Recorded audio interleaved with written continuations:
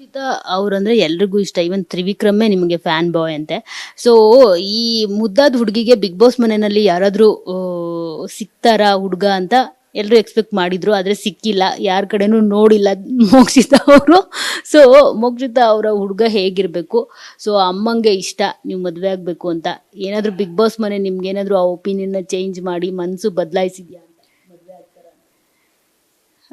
ನನಗೆ ಹುಡುಗ ತುಂಬಾ ಸಿಂಪಲ್ ಆಗಿರ್ಬೇಕು, ತುಂಬಾ ಸಿಂಪಲ್ ಆಗಿರ್ಬೇಕು. ಮೇನ್ ನಮ್ಮ ಫ್ಯಾಮಿಲಿಗೆ ರೆಸ್ಪೆಕ್ಟ್ ಮಾಡ್ಬೇಕು. ನಮ್ಮ ಅಪ್ಪ ಅಮ್ಮನ್ನ ನನ್ನನ್ನ ನಮ್ಮ ಮನೆಯವರಿಂದ ದೂರ ಮಾಡಬಾರ್ದು. ನಾನ್ ಮಾಡೋ ಕೆಲ್ಸಕ್ಕೆ ನಂಗೆ ಸಪೋರ್ಟ್ ಮಾಡ್ಬೇಕು.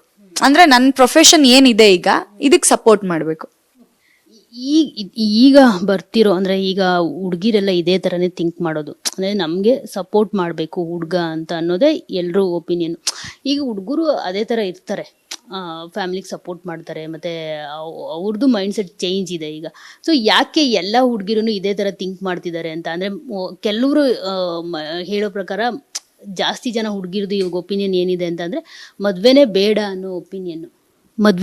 ಅನ್ನೋ ಒಪಿನಿಯನ್ ಜಾಸ್ತಿ ಆಗ್ತಿದೆ ಅಂತ ಹೇಳ್ಬಿಟ್ಟು. ಸೊ ನಿಮ್ಮದು ಅದೇ ಒಪಿನಿಯನ್ನು. ಸೊ ಯಾಕೆ ಈ ಥರ ಒಪಿನಿಯನ್ ಕ್ರಿಯೇಟ್ ಆಗ್ತಿದೆ ಹುಡುಗಿರಲ್ಲಿ ಅಂತ? ಪೂರ ಹೋಗ್ತಿದ್ದಾರೆ ಮದ್ವೆ. ಬೇರೆಯವ್ರ ಬಗ್ಗೆ ನನಗೆ ಗೊತ್ತಿಲ್ಲ. ನನ್ನ ಬಗ್ಗೆ ಹೇಳೋದಾಯ್ತು ಅಂತಂದ್ರೆ, ನಮ್ಮ ಮನೆಗೆ ನಾನೇ ಗಂಡಾಗ್ಲಿ ಹೆಣ್ಣಾಗ್ಲಿ ಎರಡು ನಾನೇ, ನನ್ನ ತಮ್ಮ ಆಗಿರೋದ್ರಿಂದ. ಸೊ ನನಗೆ ನಮ್ಮ ಅಪ್ಪ ಅಮ್ಮನ ಜವಾಬ್ದಾರಿ ನನ್ನ ಮೇಲಿದೆ.